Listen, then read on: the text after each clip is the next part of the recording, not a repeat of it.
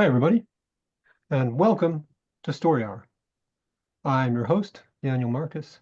My co-host is the extraordinary Laura Blackwell, and we've been doing this for about 5 years now, which is just kind of incredible. Um, I started Story Hour almost exactly 5 years ago. It was early days in the pandemic, and we were all sort of living in the science fictional future that we had read and written about for a long time. And I just wanted to create a space where my writer friends and I could get together and share our work. At first I was thinking like a really small sort of deal, and shortly after my first session, I asked my friend Laura to join me in co-hosting. And since then, uh, week in, week out, pretty much every week of the year, except for the week between Christmas and New Year's and a couple of extraordinary, unusual occasions, every week, two authors, 30 minutes each, and bringing you what we like to think is some of the best you can get in spoken word speculative fiction. And we take it from pretty much every corner of this broad tent that we inhabit. So we've got horror, slipstream, hard SF, soft SF, weird, you name it. And also a huge range of writers, folks who have just published a few stories, ranging from there to seasoned pros, multiple award winners, and pretty much everything in between. Um, and we draw upon what I think is one of the oldest forms of entertainment in human history, which is folks sitting around the fire telling each other lies. So this week, we are really excited to welcome Lyndsie Manusos and J.A.W. McCarthy.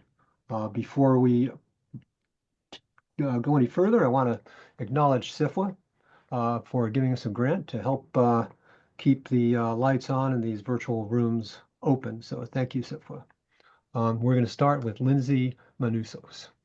Lyndsie's work has been featured in LeVar Burton Reads, awesome, and published in Lightspeed, The Deadlands, Apex, and other publications. Her work has been twice nominated for a Pushcart and appeared on the Wigleaf Top 50 long list. Her debut novella, From These Dark Abodes, that's a lovely, lovely title, released in September 2024 and was recently long listed for the BSFA Awards and the 2024 Locus Recommended Reading List. Lyndsie lives in Indianapolis with her family, works as an indie bookseller, and writes for Book Riot. And you can read more at lyndsieManusos.com. Lyndsie, welcome to Story Hour. Take it away. Thank you, Dan. So glad to be here. So honored to be co-hosting with J.A.W. McCarthy.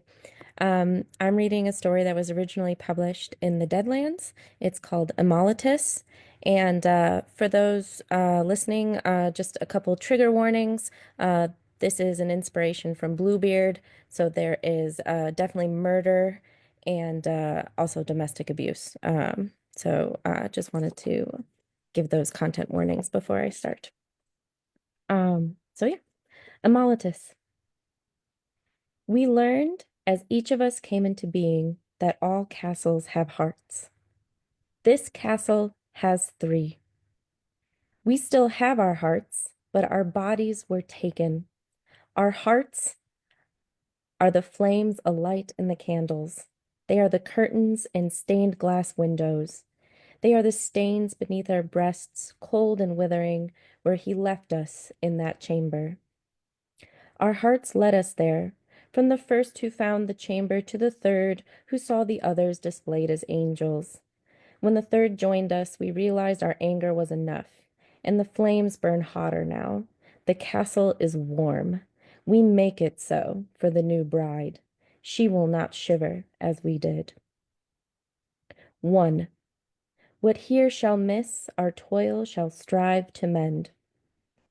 He chose me for my voice, my performance, the way I used words and hurled them at the crowd, the way I held the spotlight, the way I spun and fell and rose and died and cried. He saw me play Lady Macbeth in a little theater with a small stage and few props. I never forgot such a face in the crowd, his night eyes, his sharp mouth, the way he grinned when I shrieked, words careening into the crowd. Come, you spirits that tend on mortal thoughts, unsex me here. He said I was the dagger in his heart. He asked me to perform for him. I hissed soliloquies into his ears until he swallowed my words. He didn't mind that my hands were ruined from work or that I had no standing in my little town. They all thought I was a witch anyway for playing such characters. Perhaps he imagined I was Lady Macbeth, or another woman in Shakespeare who might throw herself into the sea, or on a dagger, or drink poison for love. He took my whispers and gave me his own. Promises, more spotlight, bigger cities.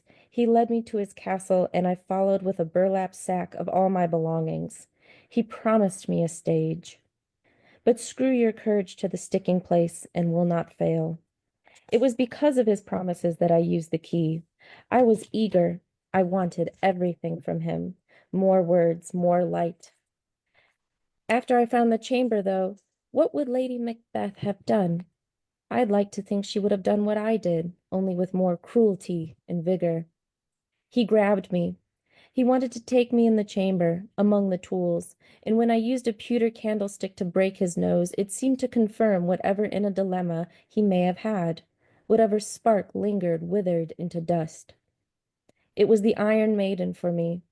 He closed the doors with blood still dripping from his nose to his lips. It is my right, he said. Then he latched the door. I felt my blood falling away. It did not hurt as much as I feared. I did not scream. I prayed, although to whom I forget. To the ladies of the light, to Lady Macbeth, to Cordelia, to Miranda, to Juliet. I wish I had more time for words. Their words, loud words. Words I knew would cut through him. Lay it to thy heart and farewell. 2. He liked me for my mouth and my hunger, and because I learned the word fuck from my parents. They used to say it all the time. My life was a poem of fucks. He liked it when I said the word because my mouth looked like a viper's. I fell for him because I was hungry. Hunger was my name in my country. I ate voraciously, whole carcasses from the spit. I inhaled the vegetables and fruit grown in the field of my mother's family. He said he would pay for the irrigation to keep the fields alive. How could one with such a hunger resist? He promised he'd fend off the drought. I followed him willingly. I fucked him hungrily. There's nothing I wouldn't do for such a hunger. When I searched for the chamber, it was while he was away, claiming he was off to save the fields of my family. I knew he lied. I knew the moment the words left his lips. When he lies, his mouth looks like a camel ready to spit. He thought he was so cunning. So I used the key. An eye for an eye, a hunger for a hunger. I found the Iron Maiden in a sea of crusted red. The eyes behind the door were closed, the skin the color of parchment. He stole her, another woman who had such hunger. I cried for her, and I so rarely cried for anyone. I tried to release her, but even the latch was pasted over with blood, cemented shut. I waited in the chamber until he returned. He wasted no time. He starved me, chained me next to the Iron Maiden until I wasted away.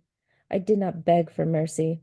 I yelled profanities at the fucker until he had to board up the chamber to drown out the sound. The servants began to suspect.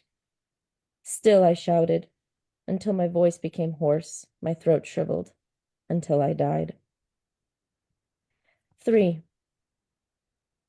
He chose me because he said I was the most beautiful human he ever saw. I was without family. I owned my path with no strings. He saw the fire in me before I cast it to the candles. He loved it when I challenged him, debated him. I told him when he was wrong. I said no when he asked me to perform. I said no when he asked me to say dirty words. Not that I didn't like performing or saying dirty words, but I would not be bidden. I would not oblige. He gave me a brooch that was his mother's, a giant ruby tear. He took me to his mother's grave. He told me secrets the others have never known. You could say I still love him in my own way. He told me he feared he was evolving. He could not place the word. I understood this misplacement. I too had been in such a place where there was no way forward. I thought I was redeeming him. I thought I was redeemed. The moment he put the key in my hand, I went to the chamber without delay. There was no question. I held it up and announced there would be no secrets between us. I said if we were the personification of love, then we cannot personify secrets. He seemed amused. We walked to the chamber, hand in hand. Dried blood pooled under the Iron Maiden. It had seeped into the stone, staining it permanently. The hungry warrior was all bones. Her jaw hung open in a perpetual shout. I knew them. I loved them. I realized instantly that I would be a part of them. My love, I asked, who are these sisters of mine? They wronged me, he said. How have they wronged you? He did not answer, but tried to take me from behind. I would not oblige. I clawed at his face. He roared. I fought. I ended. He ripped me from the inside out. Indeed, he had evolved in his passion. He was born anew. When I watched him sob over my body, it was a confirmation. He had not cried over the others. To atone for such betrayal, he said, as if my body was the betrayal. Let me say this. Do not dare mistake my passion, my love, for forgiveness. It is I who burns the flames the hottest. We watch the new wife and see she is a curious one. She brought trunks upon trunks with her to the castle. We were taken from faraway places, so our families could not come for us or our bodies, where our deaths could be written away as accidental at best. He is clever in this way, even we must admit that. But the new wife seems different. What is it about her? She does not smile. She leans away from him. Her eyes are large and moon-like. It's as if she is constantly beholding the world afresh. While he shows her the castle, she knocks on the walls with her knuckles. 1, 2, 3, 1, 2, 3, 1, 2, 3. She carries a trinket in her pocket, which she holds with one hand while the other knocks. Must you always knock? He asks her. I must, she says. Perhaps she carries a rosary in her pocket, or a good luck charm or piece of jewelry from her mother or grandmother. But she takes it out, and we see it is not a rosary at all, but a flat piece of wood, smooth and triangular around the edges. 2, a guitar pick. 3, she's a musician. 1, if music be the food of love, play on. The trunks are full of instruments. We recognize some, but most we've never seen before.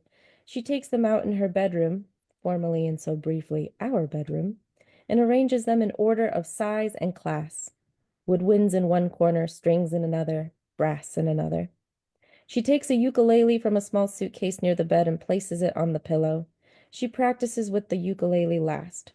She kisses the strings and then strums them. 1, 2, 3, 1, 2, 3. She flows into a song.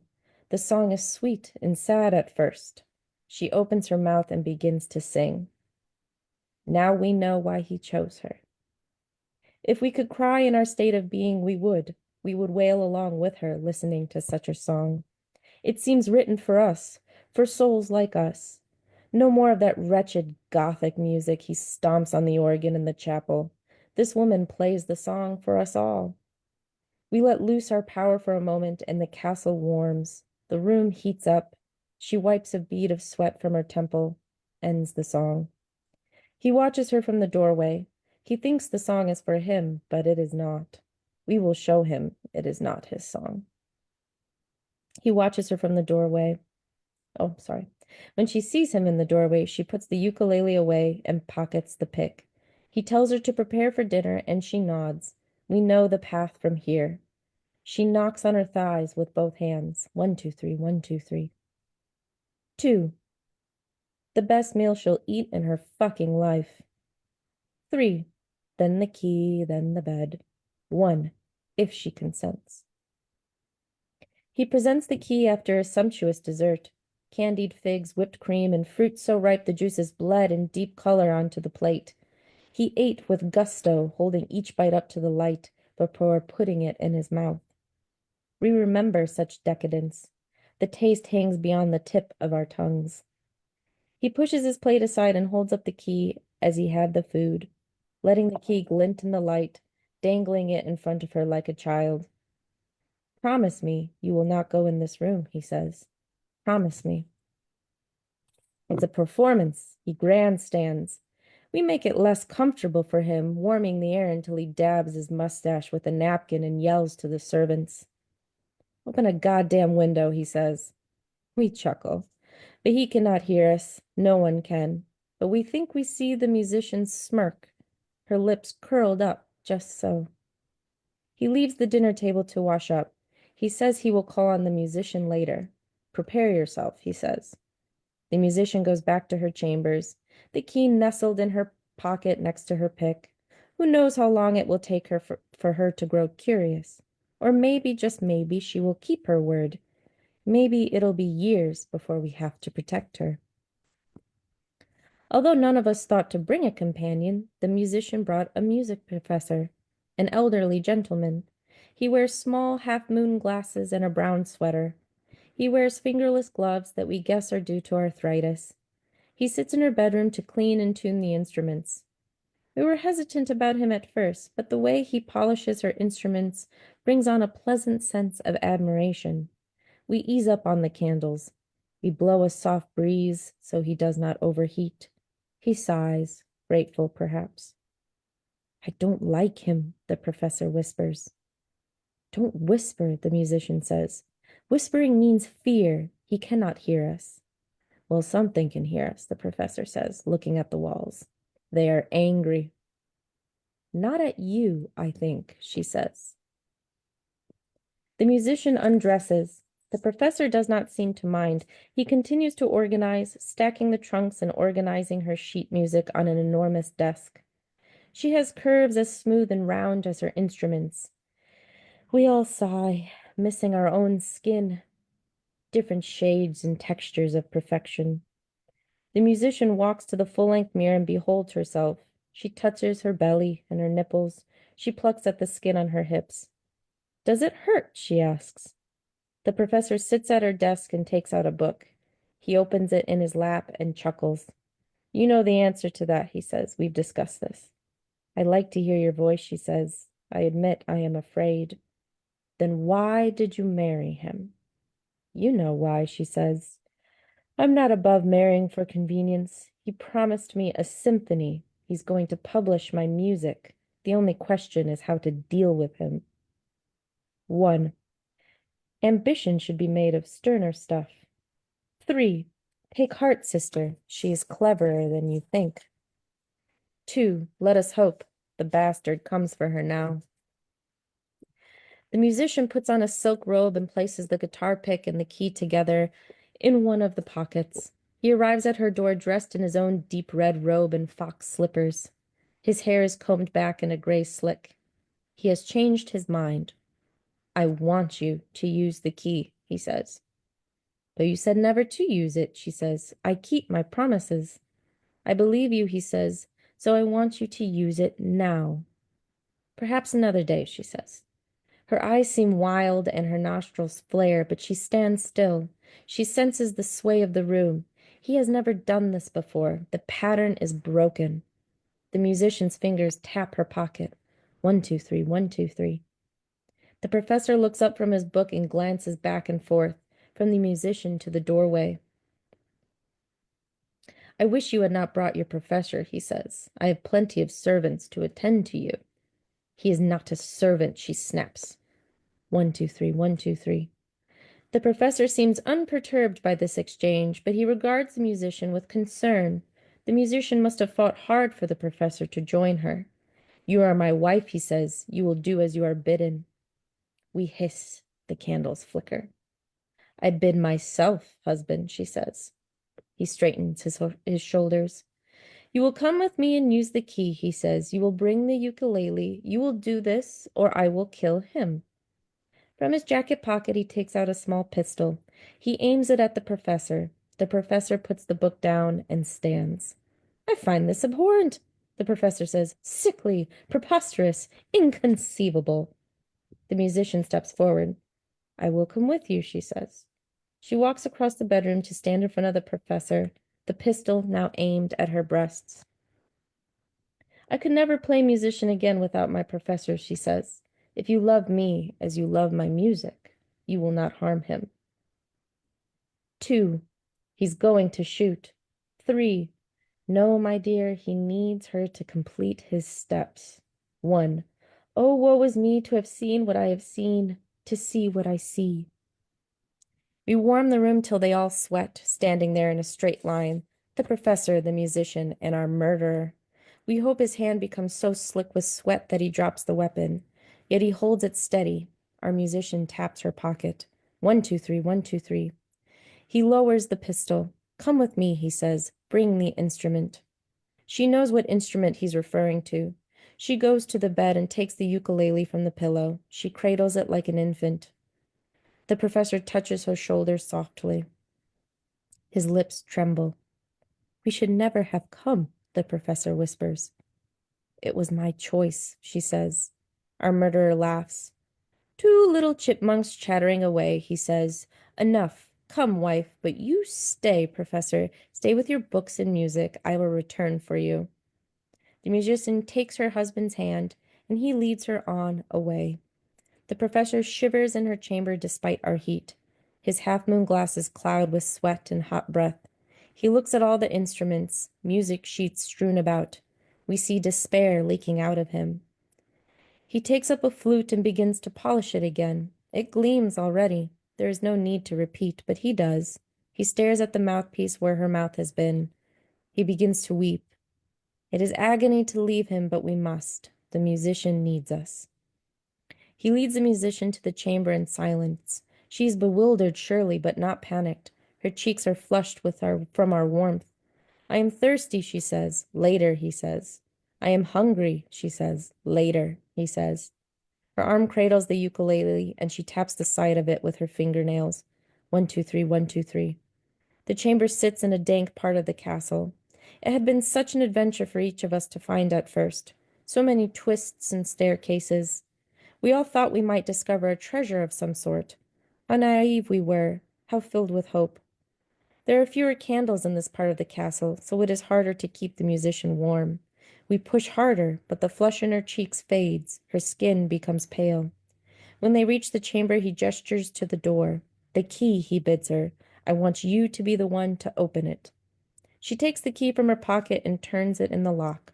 The door groans open. It is dark. She cannot see us at first. He takes out a long match and begins to light the candles on the walls, all of them, one by one, each flame flickering to life. We come into view, the Iron Maiden, the hungry warrior, and the lover.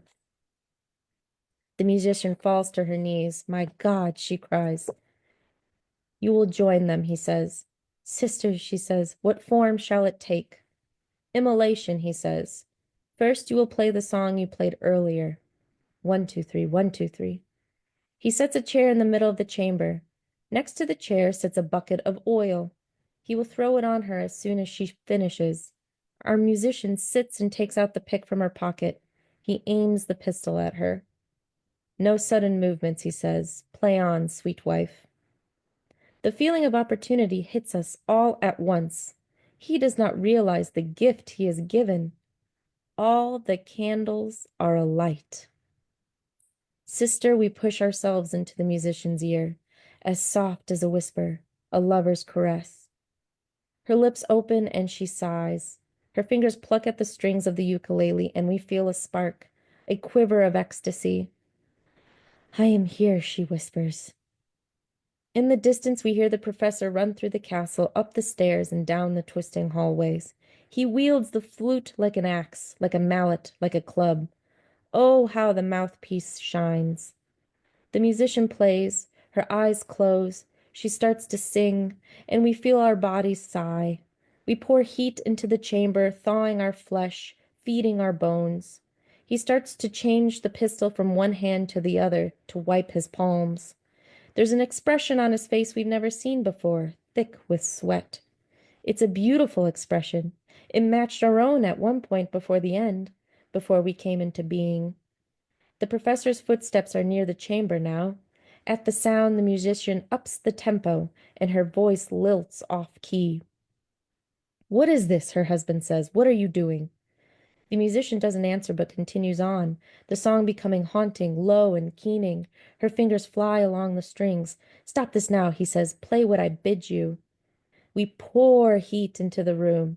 The musician sweats, but her fingers are deft and accurate, the calluses on her hands thick and stable. We pour so much that a hot breeze billows up, the Iron Maiden trembles, the bones of the warrior creak together, and the lover's body shifts. It's just enough to jar him. He holds up the pistol, but his finger slips along the trigger. The pistol clatters to the floor. Then the professor steps forth into the chamber, holding the flute like a club. The professor swings, but the husband dodges and grabs the professor by the throat. He backs the elderly man to the wall, squeezes. Husband, the musician says. The music has stopped, and he turns toward his wife. She holds the bucket of oil in her hands. The ukulele lies on the chair. There is something in the husband's eyes as he looks at the musician. Perhaps he knew one day it would end, but not like this. Not with a little musician and an old man. Not in the chamber with his sins. The musician moves then, her body as swift as her fingers. The bucket goes up, the oil snaking out of it, reaching toward her husband. The professor kicks with his gangly legs, stomping hard enough for the husband to loosen his grip. The professor leaps away. The oil leaps forth. Soon he is dripping with it. All the candles are alight, everywhere. So we push. The candles closest to him rise from their candelabras. He gasps. 3. Oh, my loves, my darlings, it is time. 2. I could eat the fucking world. 1. Oh, for a muse of fire. Immolation, he said. That would have brought our fourth sister to us. We would have loved her as our own, would have held her close, but it is not her time, and we promise no more. The musician runs to the professor, helps him up. We drop the candles, the flames licking against oil-soaked skin, and his screams become a song. We will move the smoke outwards into the halls and rooms. We will shrivel all the books in the library. We will char the marital bed to ash. We will bend and melt the dinner plates. The servants will smell it and run. The musician and professor will leave the castle, and they will only look back to make sure that the tower that holds the chamber is fully engulfed. It's possible the whole castle will fall, but we will do our best to save her trunks, her music. 1, 2, 3, 1, 2, 3. The flames grow. The musician tucks the ukulele under her arm and holds it tight. Thank you. Oh man, thank you so much, Lyndsie. That was extraordinary. That one's going to stick with me for a long, long time. Oh, thank you. Lyndsie Manusos, everybody with Immolatus. Um, it's our custom here at Story Hour to just pause between authors, take a breath, let the work sort of resonate, cleanse our mental and emotional and spiritual palates a bit, and then move on to the next piece of work. So we're going to do that, or I'm going to do it anyway. Y'all can do whatever you want, but I'm going to take a deep breath. 1, 2, 3, 1, 2, 3.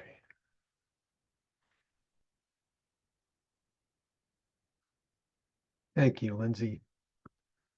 Oh, our next author is J.A.W. McCarthy. J.A.W. McCarthy is a two-time Bram Stoker Award and two-time Shirley Jackson Award finalist and author of Sometimes We're Cruel and Other Stories from Cemetery Gates Media 2021 and Sleep Alone from Off Limits Press 2023. Her short fiction has appeared everywhere, including Astarian Pseudopod, Split Scream Number 3, Apparition Lit, Tales to Terrify, and The Best Horror of the Year, Volume 13. She is a second-generation immigrant of Thai and Slovak descent and lives with her spouse and assistant cats in the Pacific Northwest. And when I had cats, I was their assistant, so I really admire your sleight of hand there. You can call her Jen on most platforms at J.A.W. McCarthy and find out more at www.jwmccarthy.com. Jen, thanks so much for joining us, and the floor is yours. Thank you for having me. Lyndsie, your story was gorgeous. I loved it. That was excellent. I am going to read a kind of oldish story of mine called Another Night on Earth. It was in deck 1 of Underland Arcana, but I'm going to try to read it online and see if that goes a little more smoothly for me. So this is Another Night on Earth. The thing that gets me is the silence. No owl calls or cricket chirps puncturing the folds of night draped loosely overhead. No rustle of small creatures in the bushes, scattering from the vibrations of my footsteps. Not even an abrupt breath of wind to rattle the air around me. And certainly no cars. Though paved, I get the feeling this narrow road has been unkind to many vehicles before mine. I adjust the leather strap of my bag where it cuts across my chest and glance back at my car.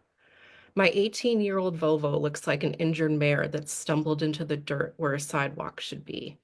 One end of its bumper dangling as loose as a busted jaw. Though it's looked this miserable for quite some time, in the darkness my car seems to plead for my return. Up ahead a house sits tucked into the land like a fat, squat ogre, invisible behind the trees if it wasn't for the yellow porch light and the hazy white glow of the 2 windows on either side of the front door. I squint into the distance, trying to focus past the lone street light on the other side of the house, past the black ribbon of road that's lost all its texture in the dark, past the leaves overhead that have turned from grainy to flat against the bruised velvet of the endless night sky.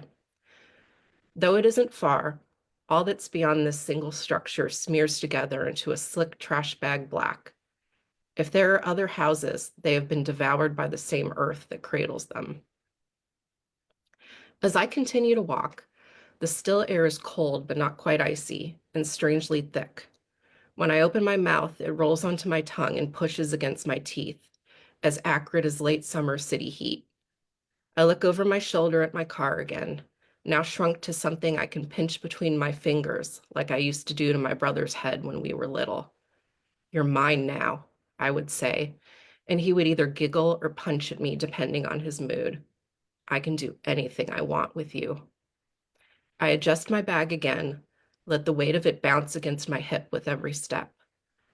My boot snags on a fissure in the road, and I'm grateful for the scrape of rubber against pavement, a small, predictable sound that makes a crack in the night. I know I've reached the house's driveway when the pavement turns to gravel beneath my feet. The little rocks crunch loudly with even my smallest movements, jagged teeth that push through the rubber soles of my boots until they're chewing up the soft palate of my foot. Every step is suddenly too loud, too stark, too much. The people in the house will hear me coming, and I can imagine how people who live out in the middle of the woods might greet a stranger at their door this close to midnight. I pull my phone from my jacket pocket and turn on its flashlight, the only thing it's good for out here. My mother comes to mind as I crunch my way up the length of the driveway to the porch. Not that this house with its sagging roof and splintered white shingles resembles the sterile tract home I grew up in. The things she said so many times before echo inside my head. "You should know better than to be out here at this time of night." And "I don't know why you insist on doing this." And "Everyone knows what happens to girls like you." I creep from window to window, but the white curtains covering each one are just thick enough to reveal nothing more than the blurred movements of indiscernible shapes within. At this hour, my mother would have had the blinds sealed, shears and curtains drawn, not even a soft frame of light promising life inside. What are you thinking, Judith? One of these days your luck is going to run out. Taking a deep breath, I knock on the heavy front door, then slide my hand into my bag until my fingers hook the reassuring heft of my knife's steel handle. "Can I help you?" The man who answers the door is old, but tall and solid, his body filling most of the doorway. His long face shines waxy and jaundiced under the porch light, dragged down by the shadow-filled hollows beneath his eyes and cheekbones. I'm amazed by how quickly he's come to the door. No shuffling on the other side as he studies me through the peephole. No sleep-leaden movements pricked by the acute anxiety of an unexpected stranger in the middle of the night. Then I notice that he's not wearing a bathrobe and slippers, but a dark suit, the fuzz of wool standing out against what little flickering light seeps out from behind him. Regarding me with narrowed eyes, he asked the question again. I note with relief that his hands are empty. Oh, yeah, sorry to bother you so late, I stammer, forcing the friendly smile I practiced on the drive. My car broke down a little ways down the road, and I can't get a signal out here. So I was hoping.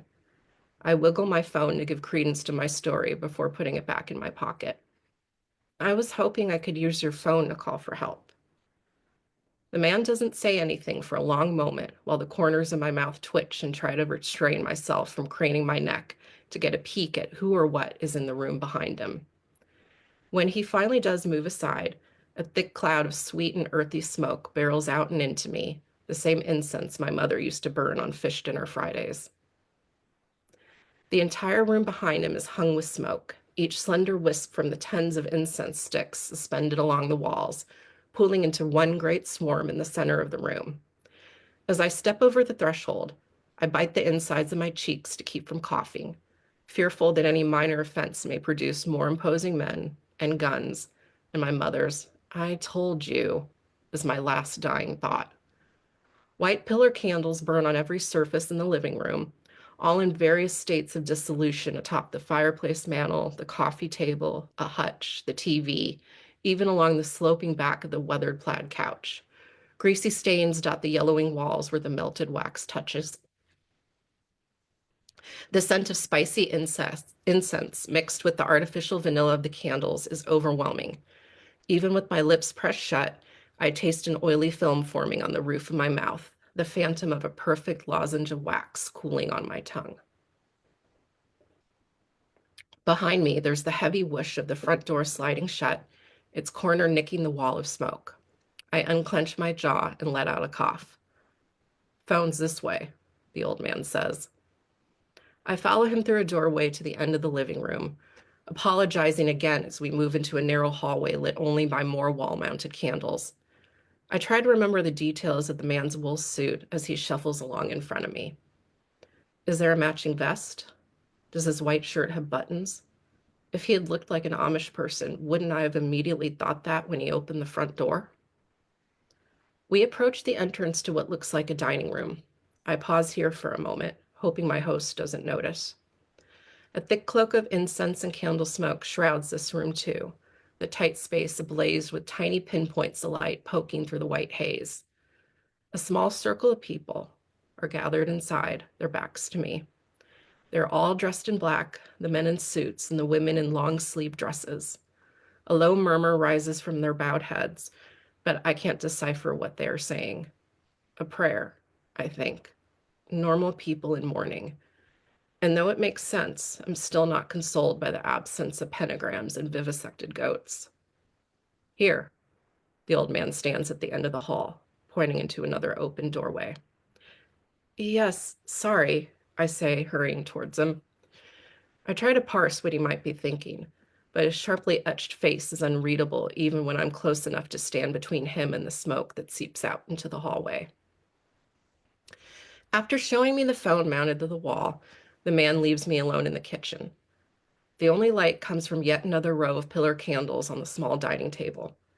I listen to the shuffle of leather against wood as his footsteps retreat down the hall, then stop at what I presume is the dining room with the others. My palm folds around the phone's cool plastic handset, but I don't lift it. Behind me is the back door, its uncovered window reflecting my face and neck glowing orange, subtly vibrating, another flame in the dark. I remember autumn nights in the backyard with my brother, our bodies trembling with giggles as we told scary stories with flashlights clutched under our chins. My stories were always scarier, though sometimes his story made me cry. I remember feigning offense when he made me promise that I would call him if I ever got into trouble. "You're my little brother," I said. "I should be rescuing you." "Everything okay?" My hand flies from the phone and plants on the counter. I dare a brief glance at what's nearby, a wooden cutting board, a pie tin, a rolling pin, things that are closer to me than to the voice in the hallway. "Yes," I answer. I force another confident smile as a young man emerges from the smoke. I'd noticed him with the others in the dining room, the back of his head the only one not peppered with gray. Unlike the old man who answered the door, This man's dark suit looks modern, with a subtle sheen skimming his lapels. Like the old man, thick shadows pull under his eyes and cheekbones. My car, I lie again. It broke down and everyone's in the other room. He's right in front of me now, his head tipped against the door frame so that I'm boxed in between him and the end of the counter. All I can do is step back, and he steps forward towards me with each subsequent step I take. It isn't long before my ass bumps the kitchen table, making the candlelight blur in waves on the wall behind him. I repeat my brother's phone number inside my head, a calming mechanism that I've been leaning on all too frequently lately. I still remember it, even though his phone was disconnected long ago. The young man's eyes are solid black, a speckle of orange dancing behind each glassy dome. Give me a minute, then we'll be ready, he says. Excuse me. I hold his gaze. I straighten my stance, picture the knife inside my bag gliding in one smooth movement into my hand, how the blade will scatter all of the tiny flames when I raise it above my head. Okay, I say. Once the young man leaves the room, I rush back to the phone and pull the handset from the wall. No dial tone, only silence. I tap the buttons that make up my brother's number just for the satisfying click of plastic sinking into plastic. On the last number, I hold my finger there, not wanting to release the button. I'm not ready. I'm turning towards the back door when the young man reappears. He touches my arm. Ready? The smoke in the hallway swirls around the people exiting the dining room, trailing them as they drift into the living room. The last person in the group, a small, brittle-looking woman, turns around as the young man is guiding me out of the kitchen. Her nose is a bruised red, her eyes swollen between the deep creases that encircle them. Were you able to reach a tow truck, dear? The young man tightens his grip on my arm. I want to shake him off, but not in front of her. They're on their way, he says. The old woman offers me a sad smile before the old man who answered the door turns back and leads her forward into the living room with the others. Her parents, the young man explains once we push through the lingering smoke into the dining room. I wish I could tell them so they didn't have to suffer like this, but their beliefs, they wouldn't allow it. He stands in front of me, frantically waving his arms until the smoke clears a frame around him. Sorry for the inconvenience. I know it was pretty elaborate. I'm Jacob, by the way. In the center of the room, where a dining table should be, is an open casket on a stand, its brass handles and glossy white surface sparking under the candlelight. As I approach, the young woman inside surfaces through the thick haze. Her skin is sunken and gray, but not as bad as I anticipated, only ashen in contrast to her lacy white dress. Underneath the artificial vanilla and spice that's clotted throughout the house, the treacly odor of decay rises, a feral animal surrounding the woman in its warm, wet fur. The odors gather in my mouth, forming a coppery-tasting grit that settles in the crevices of my molars. I let loose a long string of coughs. Jacob's eyes widen and jump, and he holds an index finger in front of his lips. I told the funeral home not to embalm her, he says. Everyone's been complaining about all the candles and incense, but what else was I supposed to do? I nod. I'm thinking about my car a quarter mile down the road, the cool leather seat against my back, the gas pedal yielding so easily under my foot, how surprisingly smoothly it runs despite its age and condition. I imagine racing to my brother's house to tell him about tonight, the way his voice would spike as he calls me crazy. If he was still alive, to call me crazy. My hand finds the bottom of my bag, squeezing through the pebbly leather until the knife's handle is defined against my palm. Funny about the phone, I say. I didn't want any interruptions. Jacob joins me in front of the coffin. We both stare down at the young woman inside. Her dark hair is stark contrast against the white silk pillowing her head. Her hands are folded atop her stomach, and a blue-black stain creeps over the edges of her fingers, pulling like the start of a bruise. She's still lovely, he says. taking his fiance's right hand into his. The disruption causes her other hand to slide from her stomach and land awkwardly, palm folded in half at her side. Jacob adjusts it so that her palm is down and her arm is straight, then places the other hand gently back in the coffin. Tears bully the shadowy hollows under his eyes. Slow, deep piano notes drift in from the living room. The low murmur of voices blends with the static of the recording, as beautiful and heavy as the smoke-bloated air around us. For a moment, the room vibrates, every beating heart in the house collected under my feet. Like in the kitchen, Jacob shadows my movements, sliding closer to me with each increment that I move away. His hip bumps against mine, and I feel his entire body tighten inside his suit, a tremor hurtling through his limbs and into me. I step back, yank the knife from inside my bag, and raise it just as I imagined. Wait. Jacob reaches into his suit jacket and produces a thick white envelope, its seal misaligned by its bulging contents. I lower the knife and take the envelope from him. Though I don't yet have a solid grasp of how much it should weigh, I slip the envelope into my bag without opening it. I'll do that in my car, far away from here, counting the bills under my cell phone's flashlight. Ready? I ask. This time, Jacob gives me space when I raise the knife. I cut open the woman's white dress and use the tip of the blade to sever each crude stitch holding closed the Y-shaped incision that splits her chest. Though heavy, the flaps of skin fold back easily like pages in a well-loved book. Jacob looks on from a few feet back as I spread the already bisected rib cage. He winces, though I don't know if it's from the sight of his beloved cleft before him or from the cold mineral stench that's rising in front of us. My ears catch the sharp intake of his breath as my hand slides into the woman's chest cavity. Blood as dark as wet earth oozes over my hands. My fingers puncture a film like the skin on chilled gravy. I think of my brother again, how much warmer he had been, how he still smelled like something that breathes and beats and bleeds. Then the look of disappointment that dragged down my mother's face when he failed to rouse at my touch. After that, she chose not to see what I can do. She's never witnessed the sunken faces lifting with joy, the grateful embraces thrown around her only daughter. My mother has never seen the admiration of strangers, more than I ever wanted from her, in that one crystalline moment that I give them, but I couldn't give to her. Hands cupping the young woman's heart, I look over my shoulder at Jacob and attempt a reassuring smile. He smiles back through tears that now flow freely.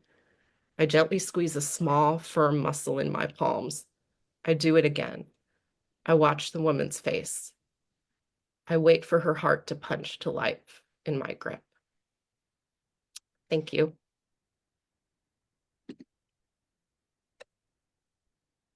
Oh man, thank you so much, Jen. That was awesome. Um, I'm almost speechless. J.A.W. McCarthy, folks, Lyndsie Manusos, uh, a real masterclass in dread tonight. Thank you so much for really exquisite work. Um, Holy crap, Laura. Um, week after week, man. Kind of astonishing. Uh, Thank you both. Thank you both so much for joining us. Come on back anytime. Um, Seriously, I'm not just He saying. means it. And um, thank you, Laura Blackwell, my fabulous co-host. And thank you all for coming back every week to join us for Story Hour and join us in the fictive dream next week. For example, we have Curtis Chen and Sonia Falk joining us. So please come on back and we will see you around the campfire. Night, everybody. Thank you.